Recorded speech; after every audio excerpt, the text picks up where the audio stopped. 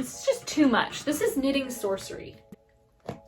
Look at this tablecloth. Wildcat stripes. I'm here for. Hello everyone, how are you today? I hope you're having a really good day so far. If you're new here, my name's Taylor. I live in Baltimore, Maryland, and on my YouTube channel, I feature content that's generally focused on knitting, sometimes spinning. I very often talk a lot about my garden. And this is Star Baby Moonchild. She is doing well. I don't know if I actually updated everybody on the results of her biopsy, but it did come back fine. From what they can tell, it seems like she just has some sort of benign mass that's like growing in her throat. It seems bigger all the time, so I don't know. I hope it doesn't become a major issue, but if you're wondering why her neck has been shaved, it's because she was gonna get that removed and then they decided it was too risky.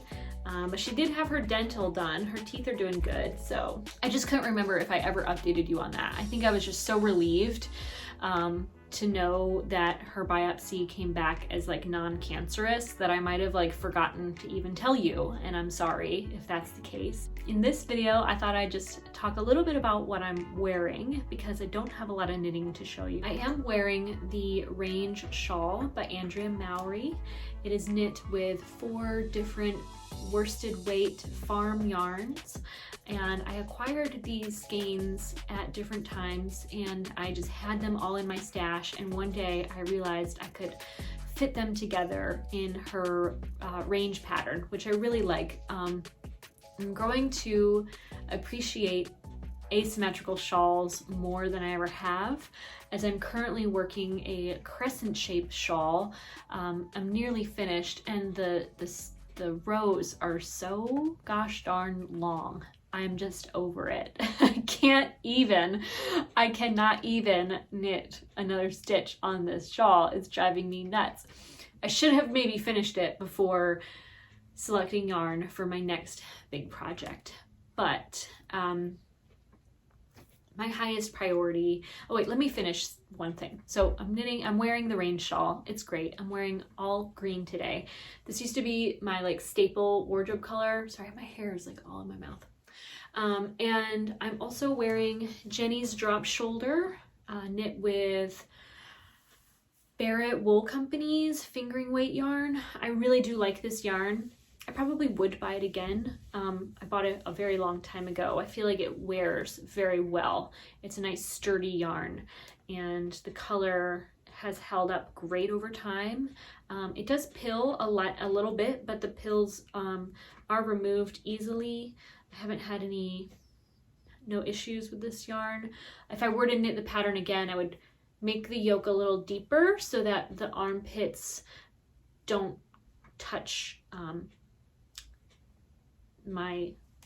I don't know. Do you know what I'm trying to say? Like, I talk about this in every video. I mean, like, I just can't with the armpit thing. Like, I just need my sweaters to not get all up in that hot, sweaty zone so that they don't felt, and then my sleeves become shorter. Anyway, I digress. You're gonna see that my coffee cup will change throughout this video because I've attempted to record it so many times that I'm on my 3rd cup of coffee now. I'm still knitting my Vera pullover. I'm a little embarrassed. I haven't finished it, but you know, we have a single balloon sleeve, and I finally decreased to knit the ribbing. So very soon I will have one sleeve done. I'm almost done with the sweater. It's really exciting. I hope to finish one sleeve this weekend. I want to do the ribbing before the week ahead, and then I'm thinking that I'll just try to get as much done before the weekend so that I can wrap up the last of my 2nd sleeve throughout the week. I do like to knit on simple things while on my lunch break, but I'm very, very close to finishing this, and I'm almost equally close to finishing Stephen West's Slipstravaganza shawl. I don't want to slip my stitches, so I'm going to try to find where I left off here. This is where we're at on this project. So I've finished one section, and we're about halfway through the next part before the triangles. So there's that, nothing too exciting. But I have a new lamp. Have you noticed? Let me move my mug out of the way. So I bought this lamp at the thrift store. She was $20. I got 20% off. And the base of it lights up. And you can light both parts of it up, which is so cool. And I do intend to sit here in this chair more often than I do and try to get more knitting done than I have been. And we are hosting a knit along on this channel. It's not a super serious one. I need to be better at posting to social media because I don't. And we're using the hashtag TOAmbitiousKAL.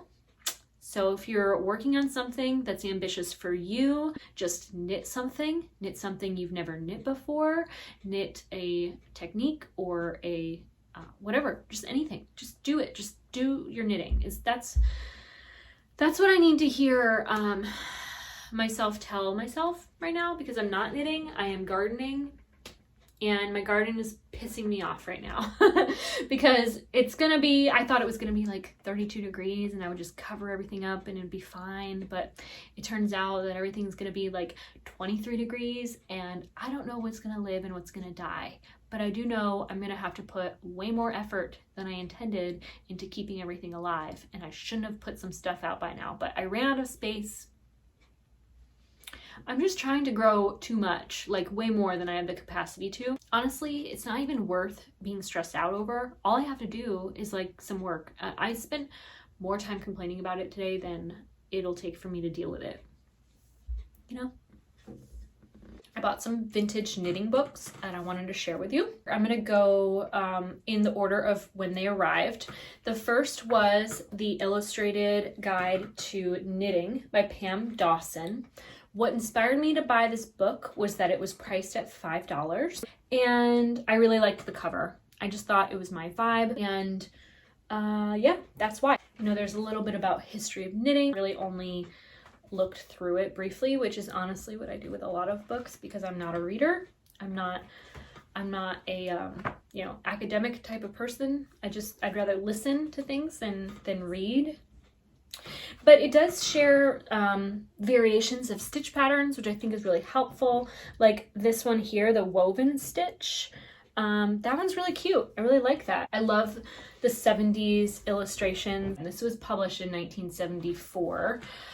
It's gonna be more of like a DIY moment. Like it's gonna say, you know, bust darts are a thing, and here's how to do bust darts. So I like having things like this on hand to reference because sometimes the internet, it's like either it's just too hard to find simple instructions, and when people are limited to the number of words per page, like you get concise instructions.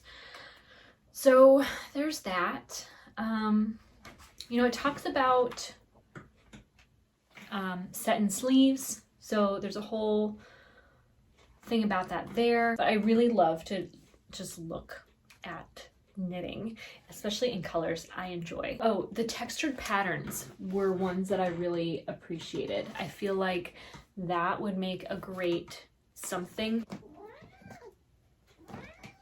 Oh, there's lace stitches. You know, this is like a nice combination of how to do everything, but also here's a pattern library. You know what I mean?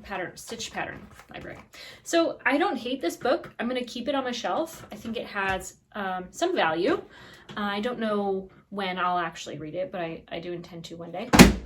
The second book to arrive is Adventures in Knitting, written by Barbara Yates. It was published in 1968. It looks like it has just a lot of different basic and interesting stitch patterns, like ribbons and bows. That's kind of cute. I don't hate that.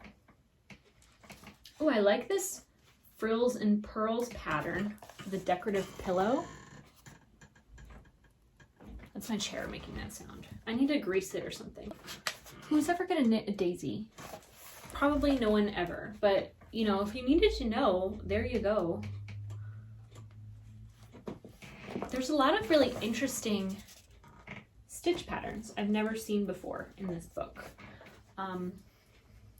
This one's kind of cool. I kind of like that. Am I ever going to use this book? Probably not. Is it going to look good sitting on my shelf? I think it will. So I don't hate that I bought this. I did only spend like $5 on it, but did I need to? No, I did not need to buy this book. This one is titled Charted Knitting Designs by Barbara Walker, and I purchased the hard copy because I like old things. So if you're not familiar with Barbara Walker, she is a radical feminist woman. She's known for being an author that doesn't just write about knitting, but she also writes about like feminine spirituality and all kinds of things. She's just really cool. She has like her own illustrated tarot deck and a whole book on tarot, which I own, but again, I don't read, so, you know. This one was published in 1972, and it is also a stitch pattern library. There are, oh my God, just so many good, like, so many good cables. Ooh, I'm just gonna cover up parts of it so you can see. You see how cool those cables are? I really love this one. That's so neat. Gosh.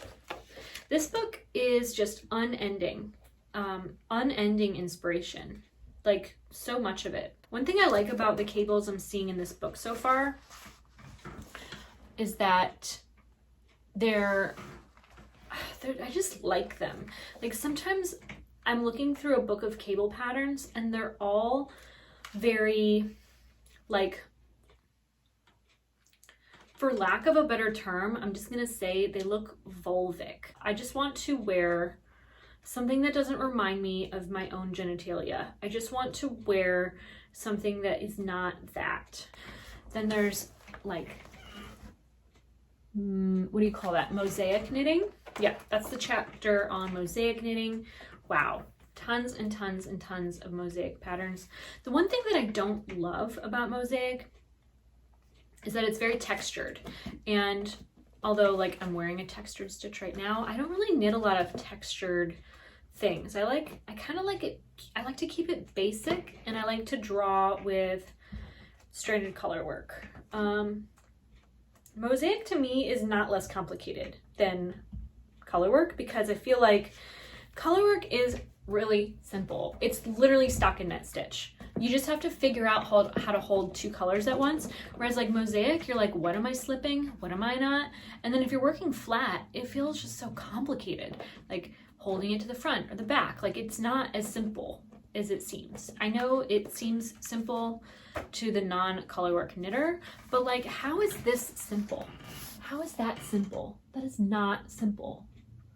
That is extreme. I love it. It's just extreme.